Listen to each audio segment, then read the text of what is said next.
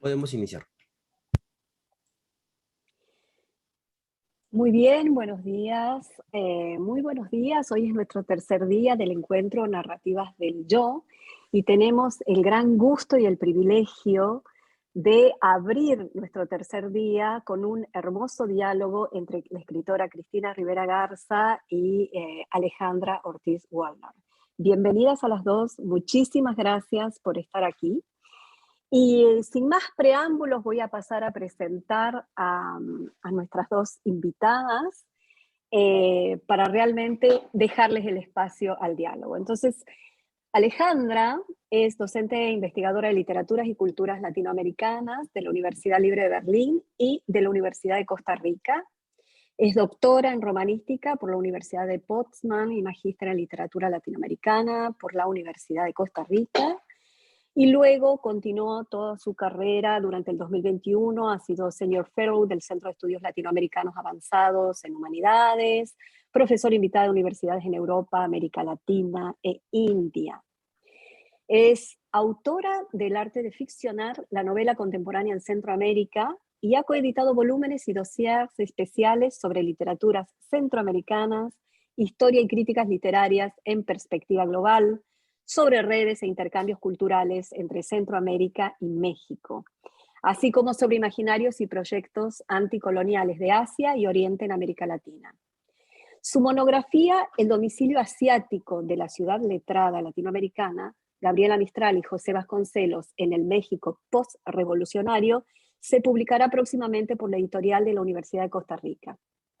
Trabaja también sobre capital y trabajo, formas de la violencia en la ficción y la no ficción, activismos de mujeres en la década de los 70. Es miembro de la mesa directiva del Instituto Internacional de Literatura Iberoamericana, conocida bajo la sigla de ILI, y es una de las editoras de ITSMO, revista virtual de estudios literarios y culturales centroamericanos.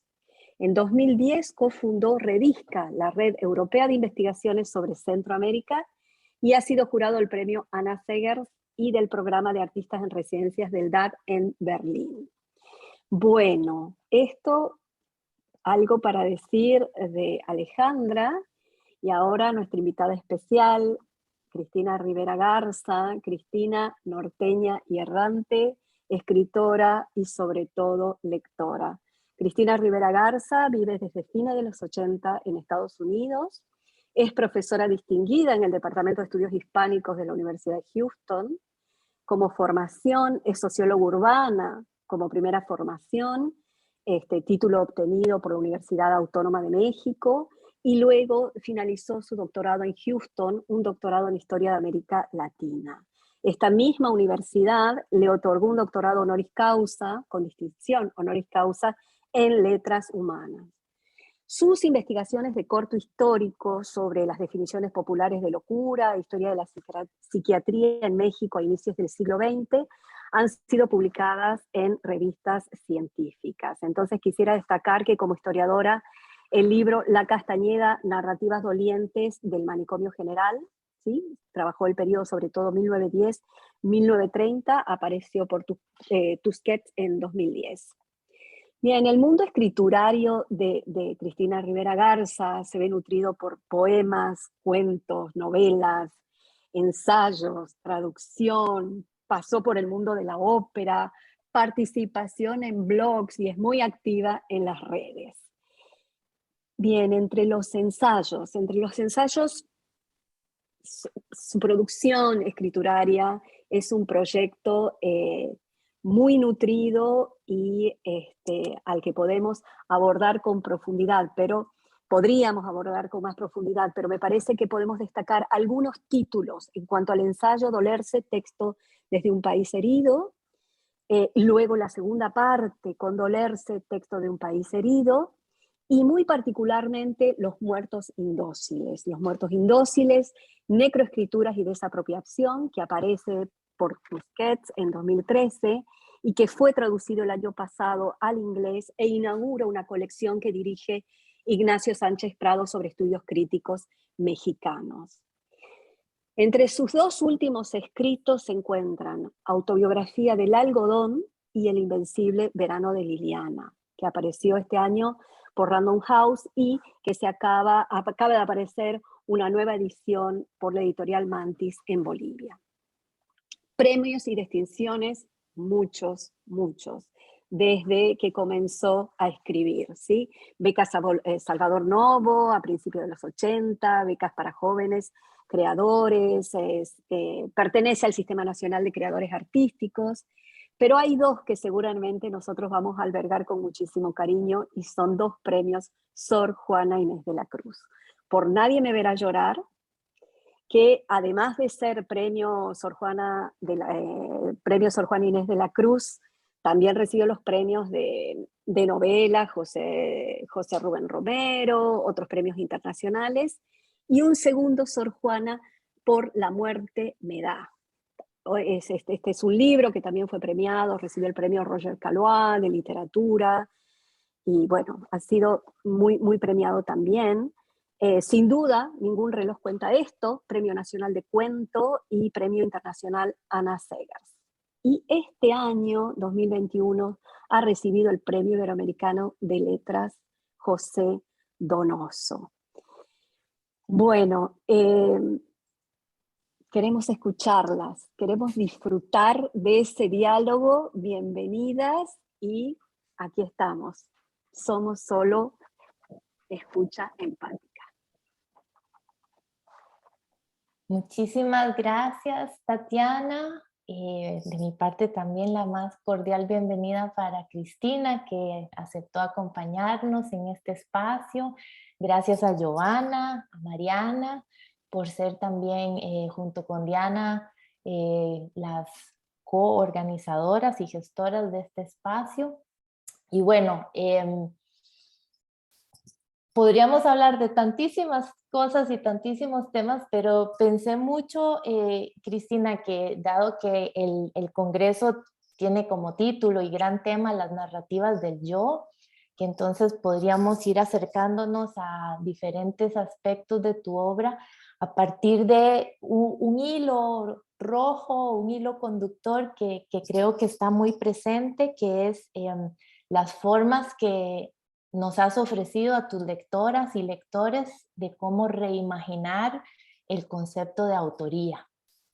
Y lo pienso mucho porque, por ejemplo, en el siglo XX, ¿no? Ha habido muchas diferentes formas de acercarse, ¿no? De teóricamente, críticamente, metodológicamente, desde la idea, por ejemplo, de Annette Viviorca, ¿no? Que destaca o habla del siglo XX como la era del testimonio, ¿verdad? Del testigo, del testimoniante, o las formas que conocemos también que fueron, ¿no? Las escrituras íntimas, especialmente de mujeres en tiempos y contextos en que no había un lugar para ellas en el espacio público, ¿no? Y que ese espacio de la intimidad era también esa potencial forma de escribir, de concebirse, ¿no? Como autora o como autores.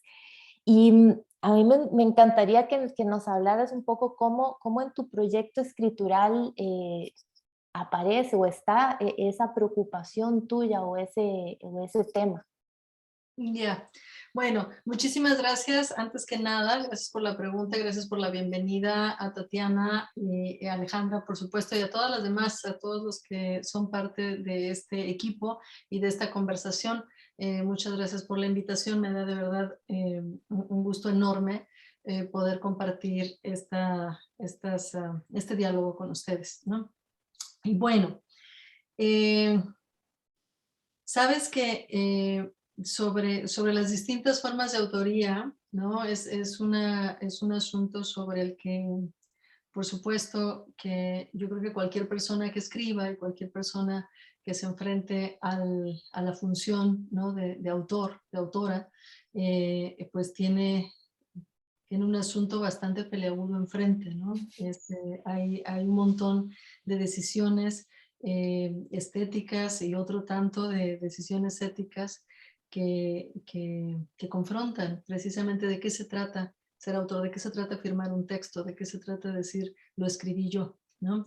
A mí me ha preocupado mucho esto y a lo mejor tiene que ver porque Como decía Tatiana hace rato en la presentación, yo de formación académica soy historiadora.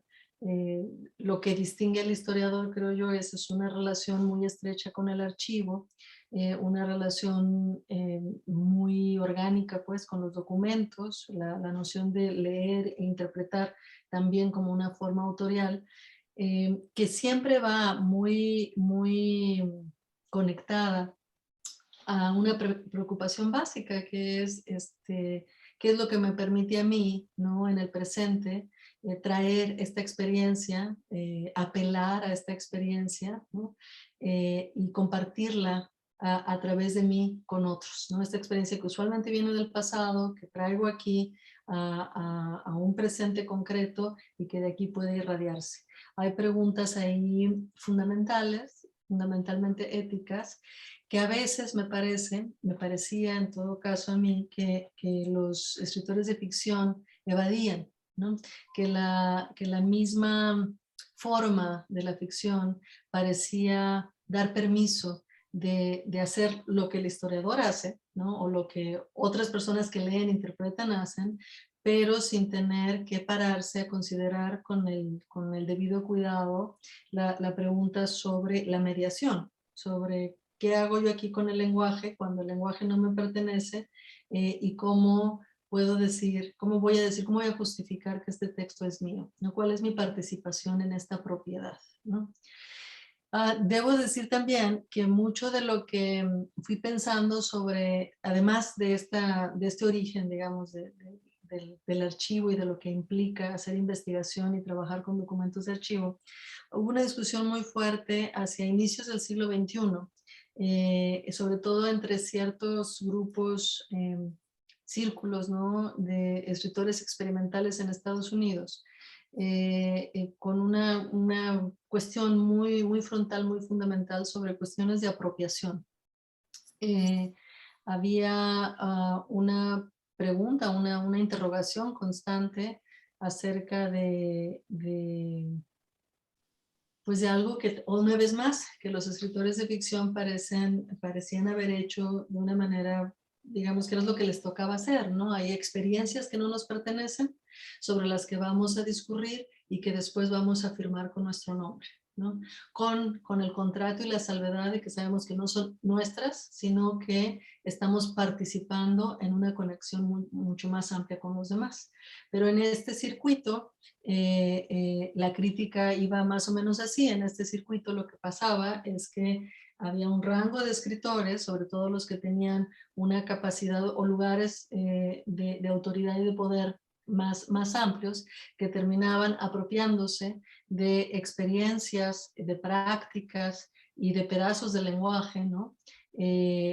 Más que otros. Y bueno, esto en condiciones en Estados Unidos, donde lo sabemos muy bien, un 97% de los que publican son autores, no son autores de color, ¿no?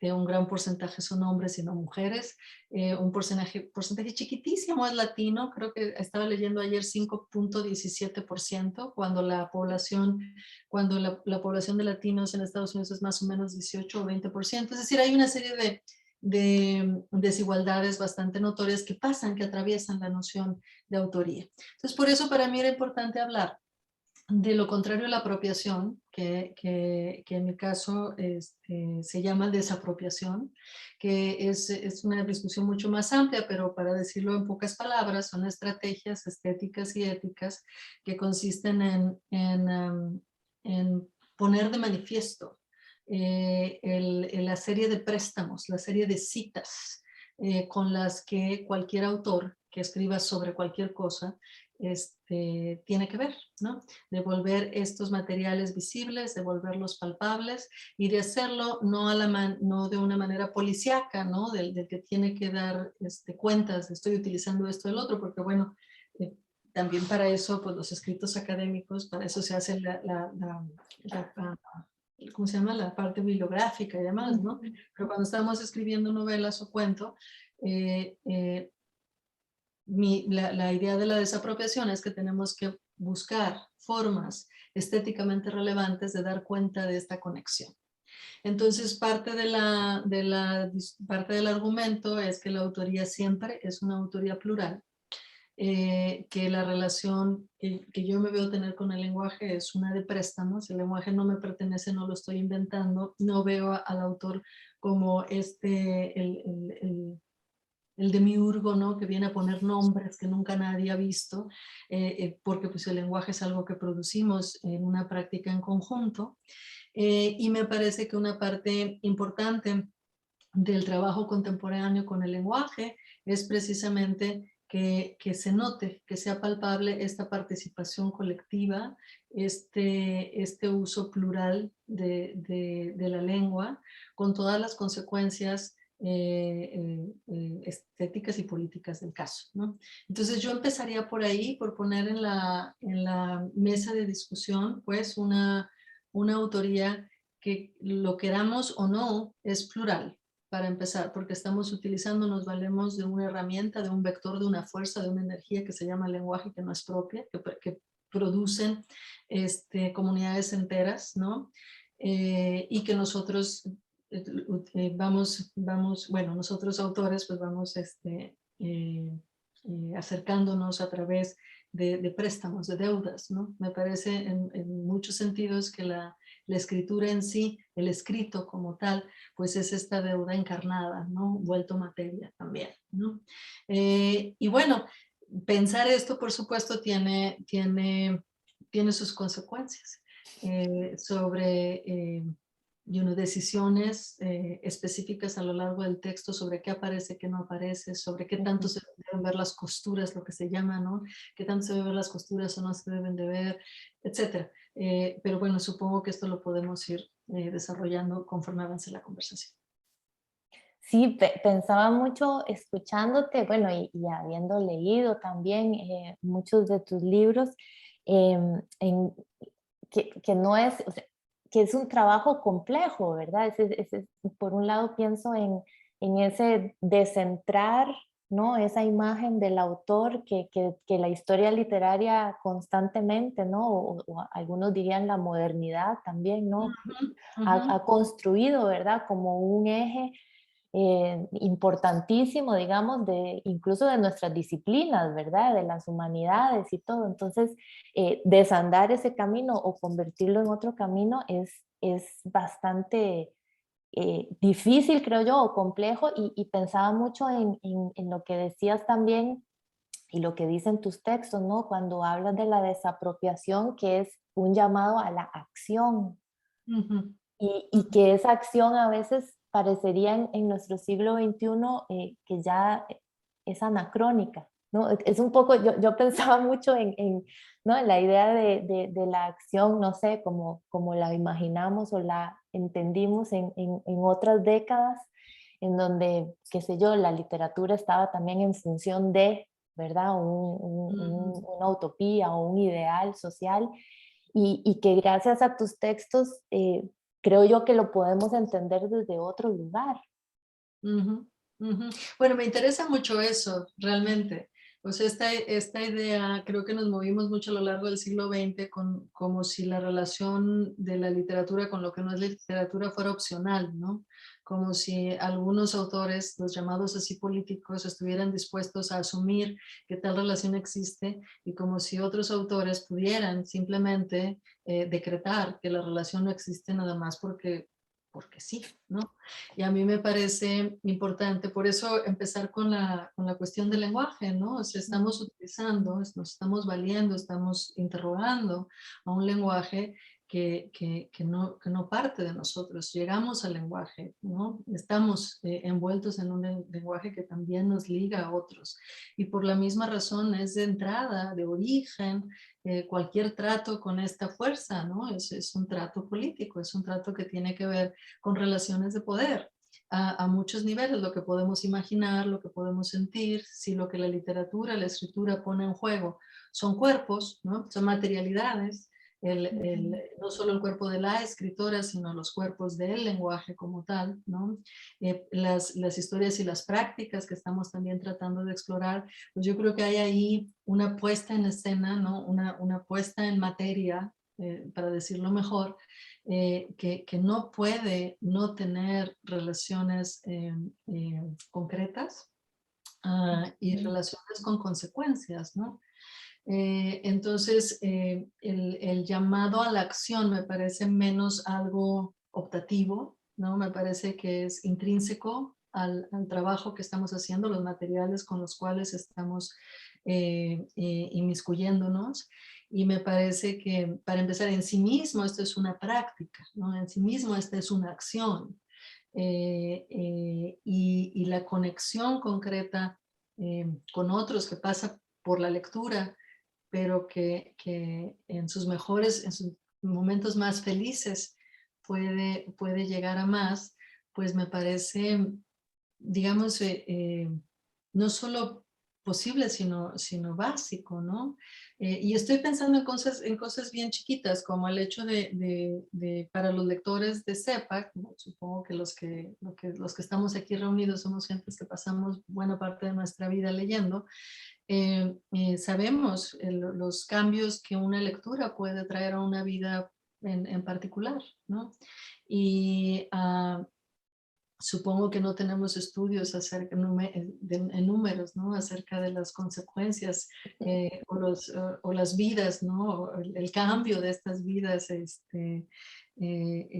a un nivel más amplio, pero me parece que hay una movilización de fuerzas, una movilización de energías que van ampliando, diseñando nuestro sentido de dónde estamos, de qué somos en el lugar donde estamos, ¿no? De qué lugar ocupamos, de qué lugar ocupan otros. Y creo que contar estas historias, que son a la vez estas investigaciones en y a través del lenguaje, pues implican este tipo de conexión material que me parece inescapable, ¿no?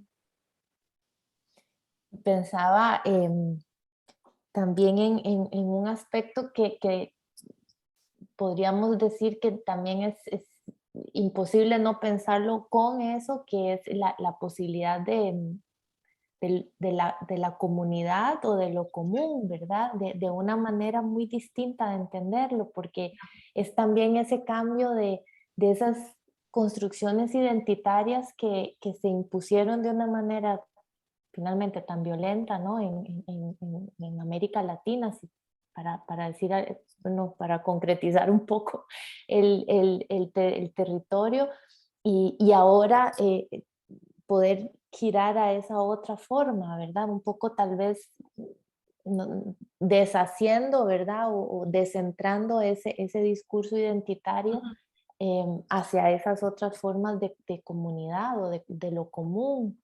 Yeah. Y, No, sí. no, entonces me gustaría preguntarte sobre ello porque pensaba mucho, no sé, por ejemplo, en un libro como tu libro más reciente, ¿no? El Invencible Verano de Liliana, pero también en Autobiografía del Algodón. O sea, son formas muy distintas, pero que yo veo ahí también como, es un poco como, ¿verdad? Como esa otra dirección que la experiencia de la lectura permite en quienes nos encontramos con ese objeto, ¿no? Con esa materialidad. Yeah. Fíjate que hay un par de cosas que me están quedando un poquito más claras conforme avanzo en este proyecto de escritura, ¿no? Yo creo que empecé digamos, una nueva etapa, si lo queremos ver así. Cuando escribí Había mucha neblina, humo, no sé qué, que es mi libro sobre Rulfo, y que después continuó con un tema mucho más cercano, mucho más personal, que tiene que ver con mi familia, con la trayectoria, la experiencia migratoria de mi familia, de mis abuelos paternos y maternos, en Autobiografía del Algodón, y que incluso es más personal todavía en El Invencible Verano de Liliana. Yo creo que en general todos los libros que he escrito son libros personales, ¿no? Son un libro que uno comparte, que vale la pena compartir en todo caso. Para mí tiene que ser un libro personal, lo cual no quiere decir que tenga que ser un libro individual, ¿no? O que festeje o que se limite a una noción de individuo. Entonces me ha parecido que yo cuando estaba escribiendo los temas de los muertos indóciles, fíjate que me topé con una serie de lecturas que vinieron a aclararme muchas cosas que estaba tratando de pensar y no podía hacerlo muy bien hasta que leí este libro de Floriberto Díaz, un antropólogo mije. El libro se llama Pensamiento Vivo Mije, algo un poco así. Floriberto fue uno de los que acuñó el término de la comunalidad. Es un concepto y una práctica fundamental en comunidades indígenas en Mesoamérica, ¿no? Una manera muy distinta, muy particular de interpretar la relación primero con la tierra, ¿no? Una relación de no posesión con la tierra, y también una manera de interpretar la producción como un bien común, ¿no? Como una responsabilidad común, en donde el trabajo colectivo, el que se llama tequio, colectivo, gratuito y obligatorio, pues es fundamental para mantener de resistencia y de sobrevivencia, ¿no? A lo largo de tantísimos años. Entonces, leyendo eso y adentrándome en el proceso, yo decía, es que algo de lo que está aquí es fundamental para poder pensar la escritura desde otro lado y con otro tipo de herramientas.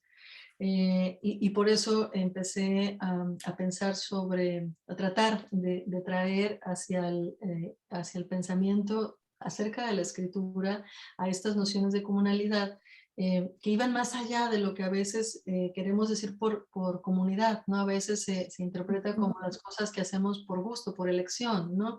Y como grupo, ¿no? Como banda, una cosa así. Y lo que me interesó mucho del concepto de comunalidad es que hay un énfasis inescapable sobre procesos de producción, ¿no? Y procesos de distribución. Es decir, no es si me gusta estar aquí o no, o si tenemos la piel de tal o cual color, sino hay un proceso concreto material de producción del cual depende, ¿no? Y de cuyo proceso de distribución también depende la sobrevivencia de más de uno, ¿no? de comunidades enteras. Entonces, algo así estuve tratando de pensar respecto a la escritura, también de su proceso de producción, y de ahí el énfasis sobre el cuerpo y las relaciones que el cuerpo establece con otros cuerpos en los lugares, en nuestras ubicaciones, diría José Revueltas. Entonces, estos libros que se fueron convirtiendo cada vez en libros más personales, y no que los otros no lo hayan sido, sino que había una relación mucho más cercana con zonas y experiencias pues muy conectadas a mí por lazos familiares, ¿no? Creo que lo que me permitió llegar hasta ahí sin ceder ante el género de la memoria, ¿no? Del memoir, sin ceder ante estas nociones individualistas del yo, sin ceder ante el ensimismamiento del yo, sin ceder ante el imperio del individuo, ¿no? Sino poniendo todos estos elementos en cuestión. Me acordaba mucho, me he acordado mucho de algo que han dicho mucha gente, pero me encanta cómo lo puso Judith Butler en Dar cuenta de sí mismo, Giving an Account of Oneself. Decía finalmente que cualquier account, cualquier cuento, cualquier cosa que digamos del yo, es en realidad algo que pasa por el yo y por el tú, ¿no? Siempre hay un destinatario del discurso, por decirlo así, y siempre hay ninguna acción que hagamos como humanos, pues lo hacemos a solas, ¿no? Somos animales sociales, nos hacemos en el lenguaje. Entonces, por más individual, solitaria, y nunca antes vista que sea la experiencia, es una experiencia que si es concebible, la hemos hecho con otros, ¿no? Y entonces traer a colación esta multiplicidad de conexiones, estas sobredeterminaciones, estas deudas, ¿no? Y en muchos casos estas dependencias, ¿no? Una palabra tan vilipendiada en nuestra época, pero que creo que hay que darle la vuelta también. Entonces, me parecía como muy importante mantener todo esto en perspectiva, mientras cada uno de los temas que decidía explorar se iban volviendo aparentemente más cercanos a mí, aparentemente más individuales, ¿no? aparentemente más cerca de mi yo como tal, ¿no? Entonces quería mantener todo eso a distancia y decir, no, se puede hacer un libro profundamente personal que sea a la vez, que sea un dar cuenta de las múltiples conexiones que hacen posible esa ubicación concreta sobre la Tierra y esas relaciones de esa Tierra, de ese territorio más específicamente con el cuerpo, ¿no? Entonces ese ha sido un poco mi reto. Eso es una parte. La segunda es que para hacer este tipo de cosas, ustedes saben muy bien, lo han oído muchas veces, que a veces este dictum, este consejo que a veces le dan a los escritores jóvenes de escribe sobre lo que sabes, ¿no? Como si eso existiera para empezar, pero bueno, supongamos que existe algo así, ¿no? Para empezar, qué aburrido sería escribir sobre lo que uno sabe, pero quitando eso de por medio, eh, eh, es un consejo muy extraño, ¿no? Porque sobre qué sabemos más, ¿no? Entonces, alguien que no haya pasado por el siglo XX y el psicoanálisis podría decir, pues de lo que más sabes es de ti. Y bueno, digamos que Freud un poco nos quitó esa ilusión, ¿no? Del camino y todo lo que ha seguido en términos de psicoanálisis. Estamos muy al tanto de que quizá de lo que menos sabemos en este mundo es de nosotros mismos, es de ese supuesto yo, ¿no? Y luego decimos, ¿no? Pues de tu familia, de tu comunidad. Y bueno, cualquiera que haya sido parte de una familia, yo supongo que no le estaré diciendo nada nuevo, cuando comparto mi experiencia he vivido, sí, con familia, ¿no? En familia por muchos años y eso no implica ni que sepa todos de ellos, ni que tenga un derecho como tal para abordar ese tipo de temas de nuestra vida en común también, ¿no? Es decir, lo he repetido muchas veces, yo empecé a escribir, por ejemplo, la autobiografía del algodón sobre mis abuelos, paternos y maternos, porque realmente no sabía de ellos, no porque sí sabía de ellos, ¿no? Y para poder hacer todo el periplo, y este es el punto al que quiero llegar, lo importante no era que yo me apellidaba como mis abuelos, lo importante no era que había una conexión, ¿no? Sanguínea, personal, identitaria con ellos. Lo importante en todo caso es que estaba dispuesta a hacer la investigación, ¿no? Que requería algo así. Y para hacer la investigación, pues uno empieza por asumir que no lo sabes todo, que hay un cierto conocimiento, algunas hilos por ahí, algunas intrigas, algún tipo de enigma, ¿no? Pero lo que hace falta es hacer todo un proceso de investigación. Y aquí lo único que quiero aclarar es que no estoy hablando nada más de investigación académica, no estoy hablando de investigación, bueno, el tipo de investigación, por ejemplo, de archivo que yo sigo haciendo y me sigue gustando mucho, pero también de la investigación que se hace cuando hay entrevistas, de la investigación de campo, ¿no? De la investigación bibliográfica, de la investigación científica, química, en los materiales y demás. Es decir, de la investigación que se hace cuando uno se pone a meditar y a ver qué es lo que realmente está enfrente de uno, etcétera. Hay un concepto muy amplio de investigación que para mí es es el cuidado, ¿no? Es lo que traduce el cuidado que podemos tener, desplegar por los materiales a los que nos estamos aproximando, ¿no? Entonces yo no escribí Autobiografía del algodón o El invencible verano de Liliana porque son mis abuelos y luego entonces tengo permiso de hacerlo, o porque es mi hermana y luego entonces es obvio que puedo hacerlo, sino porque hay un trabajo de investigación que ese es la medida de mi cuidado, ¿no? Entonces, solo estas dos cosas creo que me parece importante ponerlas ahí, o sea, el, el cuento de sí como una trama, ¿no? En conjunto que pone en contacto desde lo mínimo hasta los contextos más amplios, pero que eventualmente todo llega a una relación entre cuerpo y territorio, ¿no? Y lo otro, que para avanzar en este proceso hay que tener el cuidado, no poner este cuidado, que es lo que nos da la práctica de la investigación como tal. Y de alguna manera esto que nos ha relatado con tanta claridad, pienso que también hay hay algo de una temporalidad específica, ¿verdad?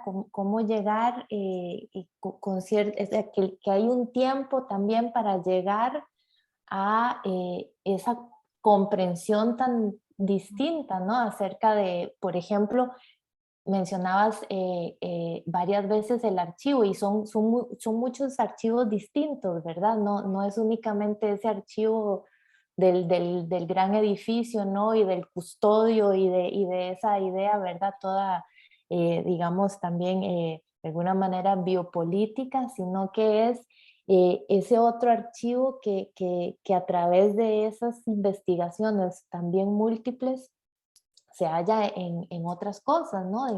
Tal vez bueno, obviamente en el paso del tiempo, pero tal vez en los gestos también, ¿verdad? O en narraciones orales o en, no sé, imágenes, ¿verdad? En la música. Es que pienso mucho también que hay libros tuyos en donde esos diferentes registros están juntos, ¿no? De una manera digamos, lo diríamos tal vez intermedialmente, ¿verdad? Hay un sonido particular, hay una visualidad particular y pensaba mucho escuchándote que tal vez esos son también esos archivos, ¿verdad? De los que puede disponer un autor, investigador, pero una persona situada, como decías, en un lugar determinado sobre la tierra. Lo pones muy bonito, lo pones muy bien, me encanta eso, es el archivo de la percepción, ¿no? Los archivos que vamos dejando, es decir, no percibimos individualmente tampoco, hay una historia que compartimos, unas preguntas que compartimos a partir de, pues, de los sentidos, ¿no? De cómo vamos percibiendo este mundo. Cuando hacemos talleres de creación, de escritura creativa, de las primeras lecciones siempre necesitamos detalles concretos, ¿no? ¿Qué es un detalle concreto? Pues es el que apela a los sentidos. ¿Cuántos sentidos tenemos, no? Y entonces, y todo esto que a veces cuando uno empieza a escribir, es simplemente pues una sugerencia, ¿no? Un prompt, una instrucción, pero realmente lo que estamos haciendo ahí es interviniendo, articulando, ¿no? Con este gran archivo que estamos produciendo en conjunto con otros y que tiene que ver con, con nuestros sistemas de percepción.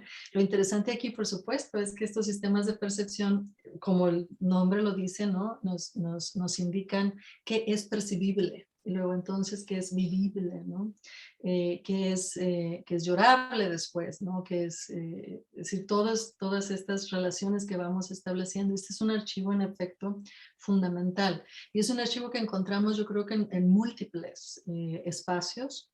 A mí me gusta, yo he consultado muchos archivos del Estado, ¿no? Donde quedan muchos elementos, muchas huellas, ¿no? Nuestras. Y los he consultado más en lugar de para confirmar la visión del Estado, pues los leo al contrario, ¿no? Los leo a contrapelo.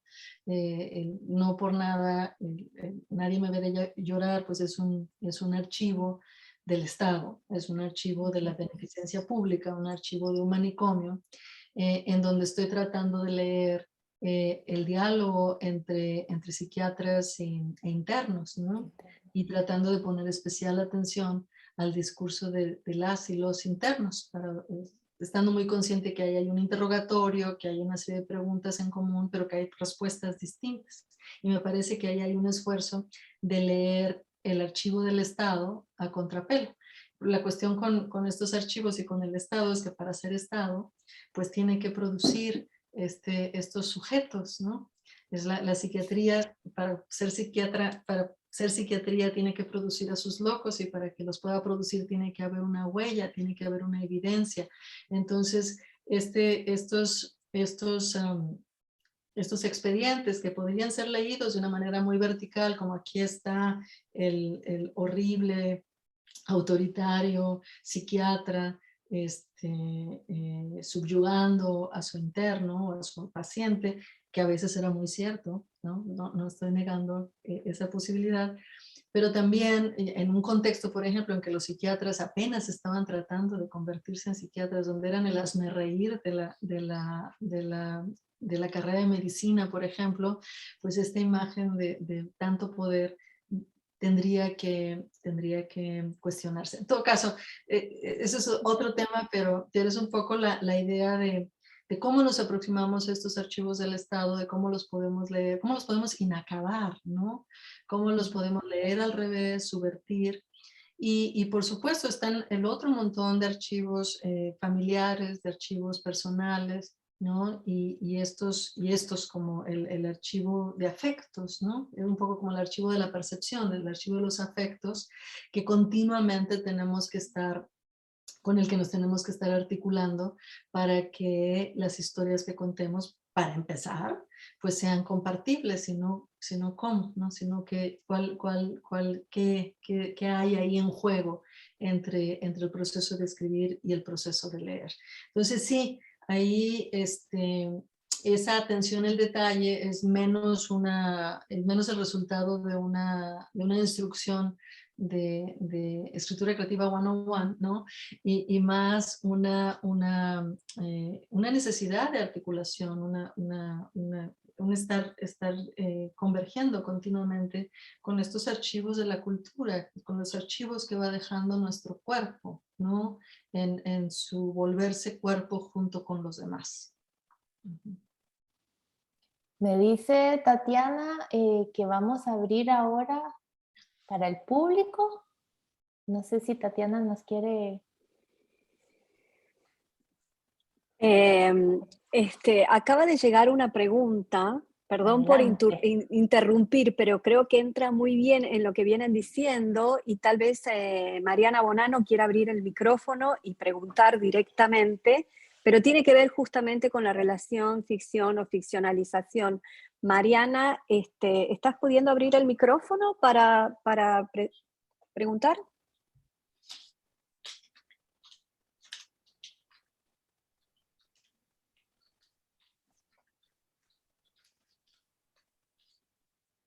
No, no lo puedo abrir, pero creo que es por una cuestión técnica. Entonces, a ver, leo la pregunta de Mariana, que justamente Mariana trabaja crónica latinoamericana, ¿sí? Es alguien, una lectora asidua de crónica y trabaja en su investigación sobre crónicas. A ver, aquí hay... sí, ya está habilitada Mariana. Mariana. Ah, ahí estoy. ¿Me escuchan? Perfectamente. Bien. ¿Qué tal, Cristina, Alexandra y, bueno, y Tatiana? La saludo. Yo lo que quería preguntarte, Cristina, porque tú hablas bien desde el archivo, ¿no? Desde esta cuestión de que haces o escribes a partir de tus investigaciones y mucho trabajo de archivos. ¿Cómo te sitúas en ese sentido frente a la ficción? O, digamos, qué relación estableces entre, digamos, esta investigación histórica o biográfica que vas haciendo, ¿no? Porque es un tema, yo trabajo mucho con no ficción y crónica, ¿no? Y es un tema que siempre está ahí presente. Es decir, cómo acercarse a lo real, pero en ese acercamiento de lo real siempre hay como una cuestión de ficcionalización, ¿no? Entonces, ¿cómo lo pensás? ¿Cómo la pensás a esta relación? Ya, gracias por la pregunta, Mariana. Mira, dos cosas me vienen a la mente de inmediato. Una, por supuesto, es aquel pequeño ensayito fabuloso, enigmático también, de Josefina Ludmer acerca de las literaturas posautónomas, ¿no? Donde decía que esta noción, esta ilusión más bien de autonomía de la literatura, pues es algo que se fue con el siglo XX. Y que las literaturas posautónomas, estas literaturas que ya no funcionan bajo la ilusión de la autonomía, ¿no? De tener su propio campo, eran literaturas que estaban a cargo de producir presente. Y te digo esta cita porque a mí me ha intrigado mucho. La digo más como uno de los enigmas que me ponen a funcionar la cabeza. Entonces, ¿qué es producir presente? ¿No? Es otro tema del que hablaba también Tamara Kamentzai, ¿no? En relación al testimonio, esta capacidad de producir presente. Pero en general, eso es algo que Josefina Ludmer no solo alude en términos de la no ficción, ¿no? De lo que llamaríamos ahora no ficción, sino es algo que para ella es evidente, ¿no? En la literatura que se escribe en esta etapa post-autónoma. Entonces esa sería una cosa, que en otras partes esto va junto con pegado, ¿no? Y la otra cosa, en términos, por ejemplo, de mi propia experiencia, claro, cuando uno está haciendo la investigación de campo, de archivo, bibliográfica y demás, con lo que te vas a topar siempre son con puntos ciegos, ¿no? Son con agujeros que no se pueden llenar. Y son donde entra con una fuerza enorme la ficción, con todas sus estrategias, ¿no? En Autobiografía del Algodón, yo cuando estábamos presentando el libro, finalmente los lectores le van a decir como quieran, le van a decir novela, le van a decir libro, le van a decir obra de no ficción. Los lectores le pueden decir, finalmente tienen su soberanía y lo van a llamar como se les antoje. Pero para mí, por ejemplo, como autora del libro, estaba muy, muy consciente de que con toda la investigación que había hecho, realmente el género anfitrión de ese libro era la ficción. Es decir, por más que cada uno de los elementos de la investigación están ahí, los archivos, está su ubicación, está su colocación. Si alguien quiere ir a consultar esos documentos en específico, lo puede hacer. Hay evidencia, ahí está el chequeo de todo eso, que es lo que usualmente vuelve no ficción a la no ficción. Pero creo que habría sido misleading, falso, ¿no? Decir que se trataba de un libro de no ficción, porque realmente el género que abrazaba la multiplicidad de otros géneros a los cuales apelaban distintas secciones del libro era realmente la ficción, ¿no?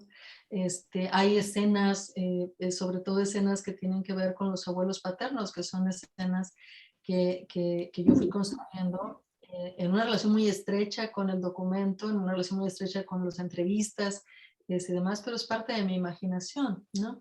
Y esto me lleva al tercer punto, es decir, que en estas diferencias tan estrictas que a veces se ponen, ¿no? Entre la literatura y la imaginación, que para algunos es el pináculo mismo de lo literario, y esta otra forma de escritura pedestre, ¿no? Para algunos que es la no ficción, realmente yo creo que la diferencia, la frontera ni es tan estricta y sí es muy porosa, y creo que hay una alimentación y retroalimentación constante. En todo caso, a mí me gusta pensar más en estos puntos de retroalimentación que en la impermeabilidad, ¿no? Entre este tipo de escrituras. Lo que pasó, por ejemplo, en El Invencible Verano de Liliana, yo creo que ahí el proceso es distinto. Yo creo que ahí el género que bien viene, ¿no? El género que pone a las piezas, que muchas de ellas apelan a más géneros, ¿no? Pero el género anfitrión, ahí sí es la no ficción, ¿no? Pero tampoco me voy a poner a discutir esto cuando alguien viene y me dice, oye, tu novela me gustó mucho, o tu novela no me gustó, ¿no? Porque no voy a poner, no, realmente aquí lo que sucede es que es el género anfitrión. En fin, ese es el cuento mío, me preocupa, lo pienso, por supuesto, ¿no? Al final lo que importa es que la historia sea compartible, ¿no? Al final lo que importa es que generemos una conversación, que tengamos un diálogo y que podamos sacar a la luz, poner de manifiesto, pues un montón de conexiones que de otra manera permanecen sin ser vistas y sin ser discutidas. Ese es el fin último, ese es el trabajo de regresar a la comunidad, de regresar al diálogo, ¿no? Pero en términos de mi quehacer, de mi responsabilidad como escritora, ¿no? Que consiste no en contar la historia, porque contar la historia lo hacemos todos. Mi responsabilidad como escritora, que consiste en pensar y tomar decisiones muy conscientemente sobre este recorrido entre los materiales, la experiencia de otro y el lugar que ocupan dentro del proceso de escritura, ese proceso, ese recorrido, esa es mi responsabilidad como escritora, pensarlo. y por eso el llegar a este tipo de conclusiones que son tentativas es lo que me va quedando claro mientras trabajo, ¿no?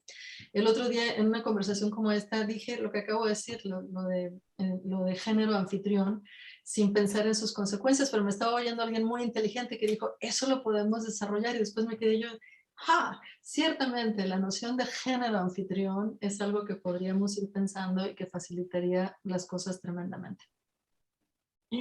Muchísimas gracias. Me parece que Giovanna, puedes abrir tu Sí, micrófono, por favor. gracias. Gracias a ambas por la conversación que podría seguir en lugar de estar preguntando, pero quiero reflexionar sobre... Yo también anoté lo de género anfitrión, Cristina. Pues bueno, tiene promesa, sí, ¿verdad? es muy son esos conceptos que nos sirven en esta lucha y esta ansiedad por poner etiquetas, ¿no? Que no podemos evitar. Yo quería preguntarte sobre un libro que a mí me gustó mucho, que fue el libro por el que conocí tu obra y me llevó a otras lecturas, que es Había mucha neblina o humo o no sé qué, porque como muchos en Latinoamérica y creo en muchos otros lugares somos grandes lectores de Rulfo, ¿no? De Pedro Páramo, que es un escritor al que uno siempre vuelve. Y quería preguntarte sobre, en esta línea que tú estás comentando sobre el género anfitrión, ¿cómo trabajaste este acercamiento a Rulfo que es tan diferente? ¿Cómo nos haces viajar con él por estas carreteras de mexicanas, ¿no? Con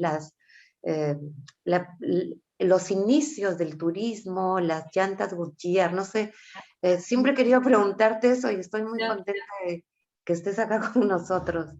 Ya, no, gracias. Y gracias por preguntarme sobre este libro. Para mí es un libro muy querido, porque aparte fue un libro muy, muy vilipendiado, que ocasionó muchos escándalos en México. La Fundación Juan Rulfo me condenó de múltiples maneras, dijeron cosas horribles de mí, en fin. Yo las tomé como un gran halago, ¿no? Porque quería decir que estaba haciendo cosas distintas de Rulfo. Porque como bien saben, pues es uno de esos autores señeros, ¿no? De unos autores que admiramos tanto, y para algunos la admiración y el cariño va acompañado de la imposibilidad de cuestionar nada, ¿no? Yo siempre que he llegado a este punto me acuerdo mucho de las palabras de Marguerite Yourcenar, que decía que para amar era mejor tener los ojos abiertos.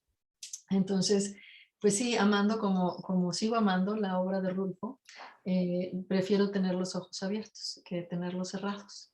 Y aquí la cuestión con él era, por supuesto, que uno crece en un medio en el que la adoración es absoluta y pareciera ser que el autor nació así, ¿no? Que hay algo inexplicable, es la caja negra del genio, y que uno tiene que tomar nada más porque sí.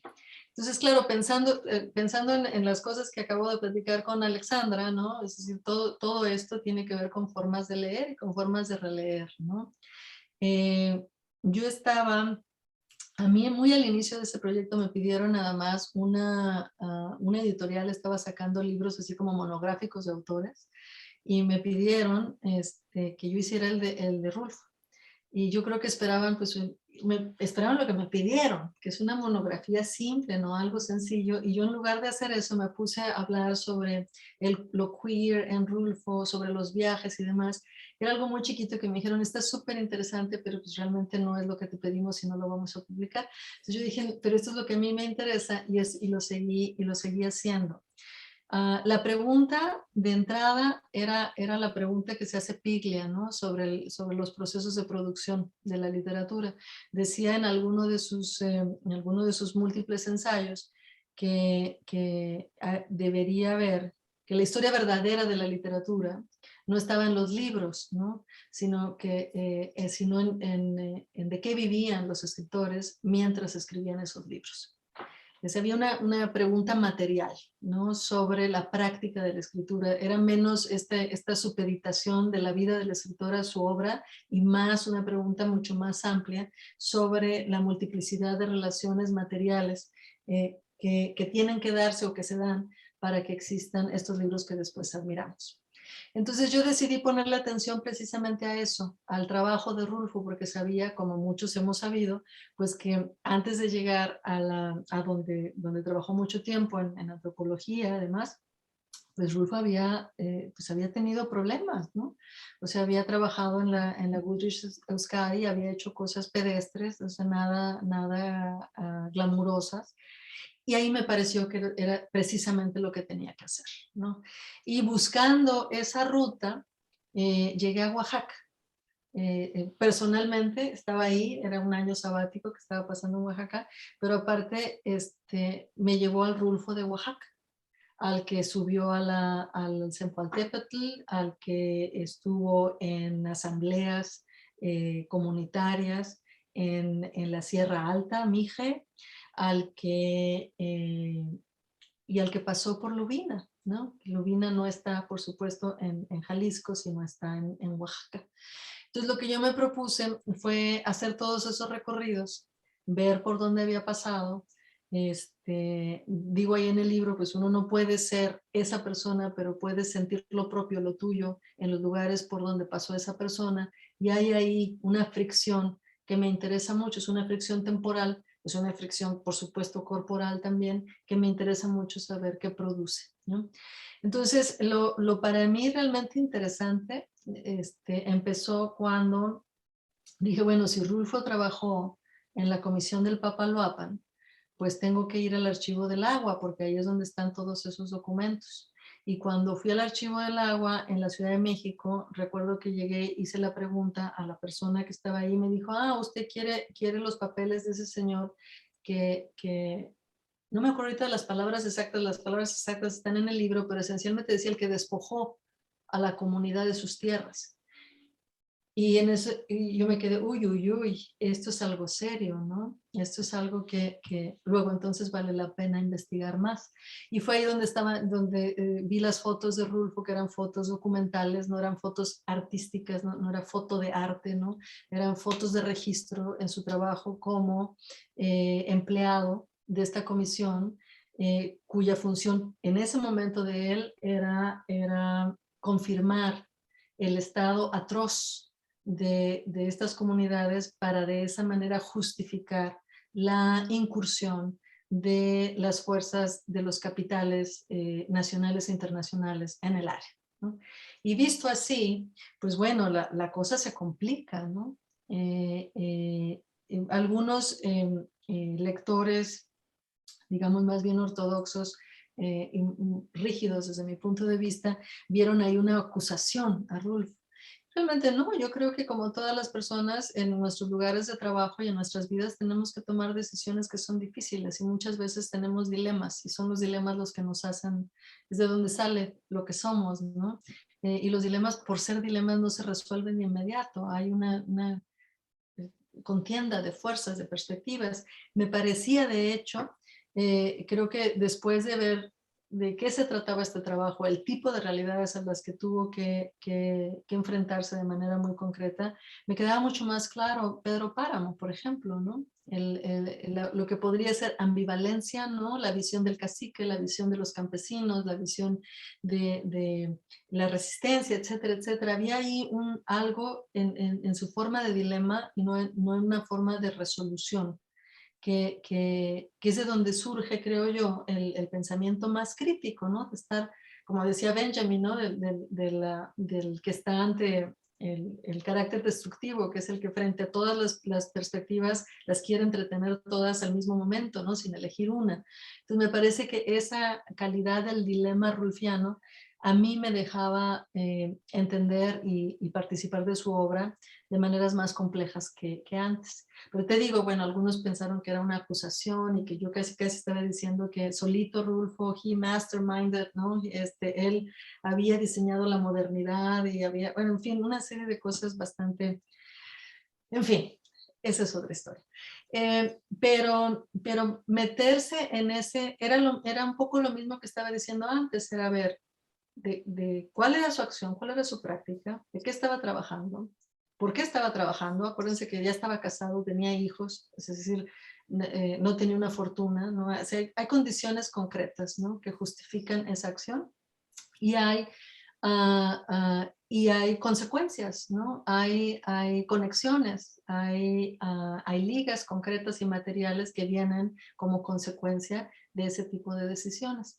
Entonces, a mí me interesó mucho como poner eso en el centro de la discusión, y en lugar de aceptar el genio indiscutible de Rulfo o de quien sea, ¿no?, el plantearlo como un problema material que produce una serie de dilemas éticos que están inmersos, que forman parte del proceso de la escritura y del producto de esa escritura que es el libro, ¿no? O sea, a mí me parecía que eso abría posibilidades de lectura en lugar de cerrarlas.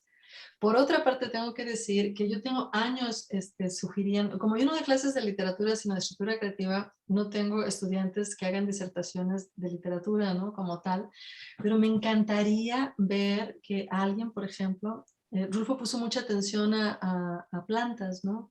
Tiene una especie de, hay toda una colección de los nombres de plantas a lo largo de sus libros, y yo no, que yo sepa, si no soy una experta, pero yo no he visto a alguien que se haya dedicado a hacer, ¿no?, toda la investigación botánica, ¿no?, en el campo, de dónde están esos lugares, de quién los planta, quién los cosecha, a quién les sirven, por qué existen, etcétera, etcétera, que sería otra manera de leer a Rulfo, para mí mucho más interesante que seguir insistiendo que así nació y así iba a ser, y nada en este mundo podía haberlo cambiado, ¿no? Entonces yo creo que todavía hay, como ustedes saben, hay estudios maravillosos que se han dedicado hasta por qué la coma está ahí, por qué el adjetivo y demás, y todos nos han dado visiones sobre ese trabajo, pero creo que justo ahora, en este giro materialista, con las preguntas que nos estamos haciendo en este momento del Capitaloceno, creo que sería muy interesante darle, poner esas obras fundamentales en este giro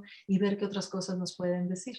Algo similar hice yo con Revueltas, ¿no?, este otro gran escritor pilar de la literatura mexicana del siglo XX, de ponerlo a dialogar muy de cerca con mis abuelos campesinos algodoneros en el norte de México. Y bueno, el resultado ha sido una serie de ensayos. En uno de ellos hablo de Revueltas como un escritor geológico, ¿no?, avant la lettre, ¿no?, como un escritor que pareciera que estaba viviendo en condiciones del Capitaloceno, porque sus preguntas tienen ese tipo de urgencia, ¿no?, y tienen ese tipo de énfasis en lo que él denominó la ubicación del cuerpo, y que ahora denominamos de distintas maneras, pero creo que estamos ante esta urgencia, ¿no?, hay un territorio que se nos está yendo de los pies, no de las manos, ¿no? Hay una serie de extinciones masivas, y la literatura, la escritura no puede permanecer inerme ante esto, ¿no? Tiene que encontrar estas formas de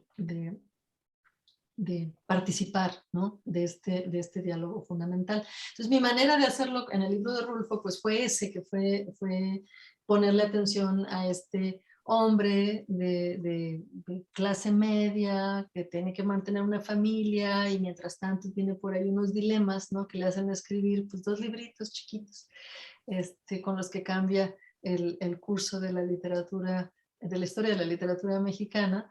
Para mí ese Rulfo es un Rulfo profundamente experimental, ¿no?, que entre otras virtudes tiene la capacidad de introducir lo que yo denomino ahí como el primer gran momento de queer, ¿no?, de la literatura nacional, cuando cambia el nombre de femenino a masculino en la escena esta maravillosa de Juan Preciado, cuando están ahí en el ataúd y demás, ¿no? Pero bueno, ya no sé si te contesté lo que me preguntabas. Sí, Es muchas gracias. Sí, es interesante esta nueva manera de mirar y dialogar, ¿no?, con estos, lo que podríamos llamar las vacas sagradas, ¿no?, que nos han, que siempre, desde como se ha concebido la enseñanza de la literatura, ¿no? Y estamos en un momento bastante distinto ahora. Muchas gracias, Y muy Cristina. urgente. ¿Sabes la otra cosa? Que la deuda que me quedo yo, que otra autora fundamental que yo leí en esa época y que de verdad me influyó mucho fue Rosario Castellanos. Pero yo tenía que lidiar con esta deuda con Rulfo y entrar a Rulfo a la casa Rulfo como por la puerta de atrás. Y después me han dicho, pero ¿por qué un hombre, no? Y bueno, pues porque ahí está Rulfo y aparte había que subvertirlo también. Pero si tengo tiempo después de lo que estoy ahorita haciendo, creo que me gustaría hacer algo más o menos así, pero con Rosario Castellanos, que es otra autoraza fundamental y que tiene cosas geológicas, pero por todos lados, ¿no? También. Entonces, ahí hay un montón de cosas por hacer, eso sí. Y con Elena Garro, no sé si... Imagínate, sí. Acabo de escribir una pequeño prólogo para este cuento maravilloso de La culpa es de los tlaxcaltecas. Una versión geológica del cuento, ¿no? Como unas instrucciones geológicas para leer a Garro de otra manera. Pero a ver, de hecho creo que es un lente que podemos usar para revisitar a estos autores a veces intocables y para volverlos parte de un diálogo del que dependen pues muchísimas cosas, ¿no? En el presente. Muchas gracias. Dejo la palabra a otros. Yo pensaba también ahora en Gabriela Mistral, ¿no? Ella tiene una relación con las plantas también que es extraordinaria y que claro, todo este canon y toda esta idea de que ella es solo la madre, ¿no? Y la poeta, no ha permitido ver eso. Y justo una editora independiente en Chile, ¿Ya? ¿no? Gladys, que Gladys, ha sí. editado a Cristina y hace unas Gabriela. cosas maravillosas. Va a sacar, o creo que está por salir, ¿no? Un herbario, el herbario mistraliano, creo que lo llama ella, y es una búsqueda de archivo que hizo Gladys, ¿no? Y que fue componiendo todos esos textos prácticamente ignorados por la crítica. Así que sí, yo también pienso que está, ¿no? Empezando un momento sumamente fascinante para Me trabajar. encanta que menciones el herbario mistraliano porque justo yo estoy este semestre que casi se acaba, estuve dando mi curso graduado es sobre escrituras geológicas y le pedí a Gladys, no sé si ya salió el herbario mistraliano o no, pero la sí casi me hinqué, le dije, ¿sabes qué? Pásame el PDF porque quiero que lo leamos en esta clase, tenemos que leerlo. Es fabuloso, el trabajo de archivo es increíble, las lecturas que permite de Gabriela Mistral, alternativas, son inacabables, es un librazo que recomiendo profundamente. Ya, gracias por traerlo a Sí, colación. enseña ya. Bueno, Tatiana, ¿alguna? Miren, no tenemos más preguntas aquí en el chat y como justamente el género anfitrión aquí ha sido el diálogo, me parece que dejamos este cierre en manos entre tú, yo y tú, en el que por supuesto fue un con nosotros, no sin antes decirles muchísimas gracias. Pues gracias a ustedes. Yo, bueno, como saben quienes ya han leído a Cristina, pero conversar con ella y escucharla también es una delicia para el pensamiento, para seguir reflexionando y bueno, yo no puedo estar más agradecida por este espacio tan rico y tan abierto y tan creativo también siempre de conversar y bueno, muchas cosas que se quedaron y que podríamos seguir conversando, pero pensaba mucho, Cristina, tal vez para unas palabras para cerrar, ¿no? Lo que toda tu obra, tu trabajo, tu arte finalmente, ¿no? De una forma, digamos, lo más amplio, creo que tiene mucho que ver con acercarnos a un pacto distinto, ¿no? De esa experiencia de la escritura o el trabajo de la escritura con la vida.